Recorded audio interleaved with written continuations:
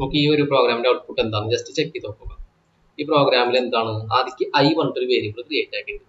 I പറഞ്ഞിട്ടുള്ള വേരിയബിളിൽ എന്താണ് സ്റ്റോർ ചെയ്തിട്ടുള്ളത്, -1 ആണ് സ്റ്റോർ ചെയ്തിട്ടുള്ളത്. അതിനുശേഷം കൗണ്ട് പറഞ്ഞിട്ടൊരു വേരിയബിൾ നമ്മൾ ക്രിയേറ്റ് ആക്കി, അതിലും -1 സ്റ്റോർ ചെയ്തു. അതിനുശേഷം ഈ ഈഫിന് ശേഷം അകത്തൊരു കണ്ടീഷൻ കൊടുക്കും. ഈഫിന്റെ രൂപമാട്ടം ഈഫിന് ശേഷം കണ്ടീഷൻ കൊടുക്കും. അതിനുശേഷം ബ്രാക്കറ്റിന്റെ അകത്ത് കൊടുക്കും. ഇങ്ങനെ ബ്രാക്കറ്റ് കൊടുക്കുകയാണെങ്കിൽ ഒന്നിലധികം ലൈൻസ് നമുക്ക് ഈഫിന്റെ അകത്ത് കൊടുക്കാൻ പറ്റും. ഈഫിന് ശേഷം ബ്രാക്കറ്റ് ഇല്ലാണ്ട് ജസ്റ്റ് കണ്ടീഷനും അതിന് ഇങ്ങനെ ബ്രാക്കറ്റ് ഇല്ലാണ്ട് കൊടുക്കുകയാണെങ്കിൽ ഈഫിന് താഴെയുള്ള തൊട്ട് ലൈൻ നെക്സ്റ്റ് ലൈൻ മാത്രമാണ് ഈഫിനോട് ചേർന്നിട്ടുണ്ടാവുള്ളൂ. ബാക്കിയുള്ളതൊക്കെ പിന്നെ ബാക്കി റിമൈനിങ് കോഡായിരിക്കും. അപ്പൊ ഈ ഈഫായിട്ട് ബന്ധമുള്ളത് ഈ കൗണ്ട്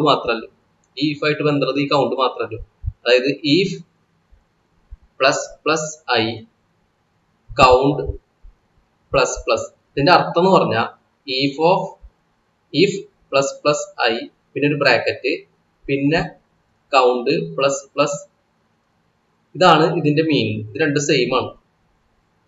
ഇതേ സാധനം തന്നെയാണ് ഇത്. ഇതിന് പകരം നമ്മൾ ഒറ്റ ലൈനിലുള്ള കോഡ് വരുമ്പോൾ നമുക്ക് ബ്രാക്കറ്റ് ഇല്ലാണ്ട് കൊടുക്കാൻ പറ്റും. അപ്പൊ ഈ ഈഫായിട്ട് ബന്ധമുള്ളത് ഈ കൗണ്ട് പ്ലസ് ആണ്. നമുക്ക് ഈഫിന്റെ അകത്ത് ചെക്ക് ചെയ്യുന്നത് എന്താ നോക്കി നോക്കാം. ഈഫിന്റെ അകത്ത് എന്താണ് ചെക്ക് ചെയ്യുന്നത്, പ്ലസ് ഐ ആണ്. ഈ പ്ലസ് ഐ എന്ന് പറഞ്ഞാൽ ഇൻക്രിമെന്റ് ഓപ്പറേറ്റർ ആണ്, അതായത് പ്രീ ഇൻക്രിമെന്റ് ഓപ്പറേറ്റർ ആണ് പ്ലസ് ഐ. പ്ലസ് ഐ എന്ന് പറഞ്ഞാൽ ഐന്റെ വാല്യൂ ആദ്യം അപ്ഡേറ്റ് ചെയ്യും. എന്നിട്ട് അപ്ഡേറ്റ് ചെയ്ത വാല്യൂ ആണ് ഇതിന്റെ അകത്ത് ചെക്ക് ചെയ്യുക. ഐന്റെ വാല്യൂ എന്താ -1 അപ്ഡേറ്റ് ചെയ്ത് കഴിഞ്ഞാൽ -1 + 1 0 ആയി. അപ്പൊ ഐന്റെ വാല്യൂ പുതിയ വാല്യൂ 0 ആയി. ഈ 0 ആയിരിക്കും ഈഫിന്റെ അകത്ത് ചെക്ക് ചെയ്യുക. ഈഫിന്റെ അകത്ത് എന്താണ് 0.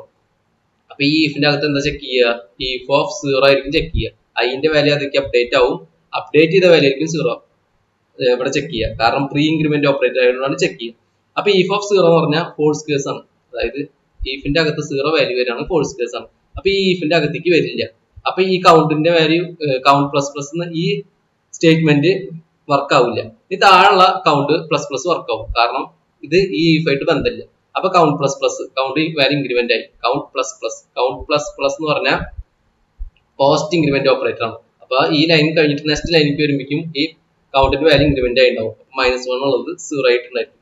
ഇനി പ്രിന്റ് ഓഫ് കൗണ്ട്. അപ്പൊ ഇപ്പൊ കൗണ്ടിന്റെ വാല്യൂ എന്താണ് 0 ആയിരിക്കും. അപ്പൊ ഇവിടെ നമ്മുടെ ഔട്ട്പുട്ട് എന്താ കിട്ടുക, 0 ആയിരിക്കും. കാരണം കൗണ്ടിന്റെ വാല്യൂ ഒരു തവണ അപ്ഡേറ്റ് ആവുള്ളൂ. ഈ ഒരു ലൈനിൽ മാത്രമേ അപ്ഡേറ്റ് ആയിട്ടുള്ളൂ. ഈ ഇഫിന്റെ അകത്ത് ഈ കൗണ്ടിന്റെ അകത്തേക്ക് പോകുന്നില്ല. അപ്പൊ ഈ പ്രോഗ്രാമിന്റെ ഔട്ട്പുട്ട് 0 ആയിരിക്കും കിട്ടുക. അത് ജസ്റ്റ് ചെക്ക് ചെയ്യണമെങ്കിൽ ജസ്റ്റ് ഈ പ്രോഗ്രാം സേവ് ചെയ്യുക. GCC MCQ 4.c അതിനെ കമ്പയർ ചെയ്യാൻ വേണ്ടിയിട്ടാണ്. GCC അടിക്കുക, പിന്നെ ഫയൽ നെയിം അടിക്കുക, അതിനുശേഷം റൺ ചെയ്യുക. കണ്ട ഔട്ട്പുട്ട് 0 ആണ് കിട്ടിയത്. നമുക്ക് ഈ പ്രോബ്ലത്തിൽ ഞാൻ ചെറിയൊരു വ്യത്യാസം വരുത്തിയിട്ടുണ്ട്.